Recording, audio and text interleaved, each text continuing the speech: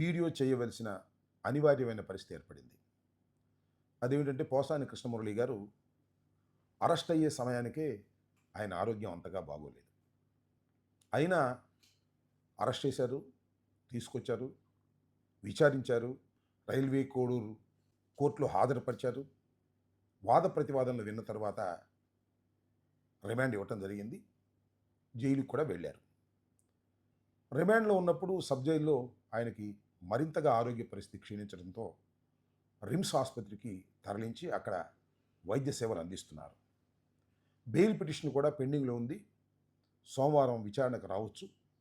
Magistrate కోర్టులోనే వాద ప్రతివాదనలు విన్న తర్వాత బెయిల్ రావడానికి అవకాశం ఉంది.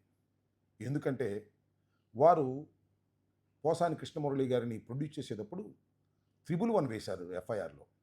కానీ మ్యాజిస్ట్రేట్ గారు వాదనలు విన్న తర్వాత 111 అనే సెక్షన్ దీనికి వర్తించదని తిరస్కరించడం జరిగింది.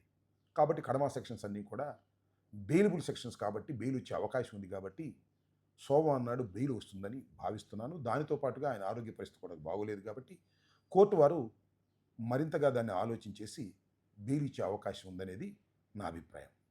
అయితే ఇక్కడ నేను చెప్పాలనుకుంటున్నటువంటి అంశం ఏమిటంటే, సరే బెయిలు, అస్వస్థత, రిమాండ్ అవ్వటం, ఆయన జైల్లో ఉండటం, కష్టపడటం పక్కన పెడితే ఆయన విచారించినప్పుడు ఎప్పుడైతే 24 గంటల తర్వాత రైల్వే కోడూరు కోర్టులో హాజరుపరిచారో ఈ మధ్యలో ఆయన్ని విచారించారు పోలీసు వారు.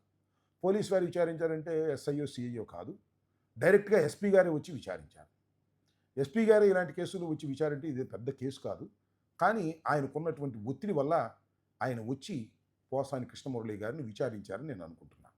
అయితే విచారించినటువంటి అంశాలు మరి వాస్తవం అవాస్తవం నాకు తెలియదు, కానీ పూసగుచ్చినట్టుగా అన్ని వాస్తవాల్లాగా ఎల్లో మీడియాలో ప్రచురణయ్యాయి.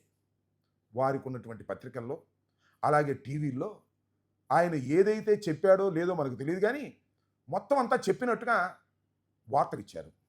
అదేమిటంటే దీనన్నిటికీ కారణం సజ్జల రామకృష్ణారెడ్డి గారని.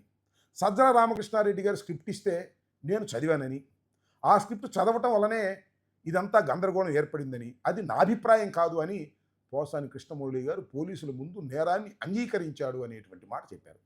దాంతోపాటు ఆయన చెప్పినటువంటి మాటల్ని సజ్జల రామకృష్ణారెడ్డి గారి కుమారుడైనటువంటి సజ్జల భార్గవ్ వాటిని వైరల్ చేశాడని, ఇట్లా వైరల్ చేయడం వల్ల కులాల మధ్యన తగాదాలు పెట్టేటటువంటి కార్యక్రమం చేసి ఒక అన్రెస్ట్ని క్రియేట్ చేసేటటువంటి పద్ధతిని మేమందరం కూడా కలిసి చేశాము. దీనిలో సజ్జల భార్గవ్ అండ్ సజ్జల రామకృష్ణారెడ్డి గారు కూడా పాత్రధారులు అని చెప్పినట్టుగా మరి వారి ఉన్న పత్రికల్లో ఫ్రంట్ పేజీల్లో ఏ వార్తలు లేనట్టుగా ఇదే వార్తలు వేశారు. దీనికి కారణం ఏంటంటే ఈ కేసులో ఏదో ఒక విధంగా సజ్జల భార్గవ్ని, సజ్జల రామకృష్ణారెడ్డి గారిని కూడా ఇరికించాలనేది లోకేష్ గారి యొక్క కుట్ర. ఆ కుట్రలో భాగంగానే ఇవన్నీ జరుగుతున్నాయనేది నా అభిప్రాయం. నేను ఒకటి చెప్తానండి, పోలీసుల ముందు జరిగింది అనుకోండి, పోలీసుల ముందు జరిగితే అది పత్రికకి ఎలా వస్తుందనేది ఒక అంశం. తర్వాత నేరాంగీకారం చేశారు కాబట్టి ఆ రిపోర్టును తీసుకెళ్ళి పోలీసుల ముందు ఒప్పుకున్నది కోర్టులో వేశారు అంటున్నారు. కోర్టులో వేసింది కూడా అది పబ్లిక్ డాక్యుమెంట్ కాదు, ఇంకా ఇమీడియట్గా వచ్చేసింది. నిన్న జరిగింది ఇవాళ మార్నింగ్ పేపర్లో వచ్చేసింది. అంటే ఒక కుట్రపూరితంగా అటు పోలీసు వారు అలాగే ఎల్లో మీడియా ఒక కుట్రపూరితంగా వ్యవహరించేటటువంటి పద్ధతుల్లో ఇవన్నీ కూడా జరుగుతున్నాయనే విషయం కొద్దిగా ఆలోచిస్తే ఎవరికైనా అర్థమవుతుందనే విషయాన్ని మనం ఇక్కడ గుర్తుపెట్టుకోవాలని నేను మనవి చేస్తున్నాను. ఏది ఏమైనా అది జరిగింది ఇప్పుడు 2017లో జరిగినటువంటి నేరం వారు చెప్పబడేది.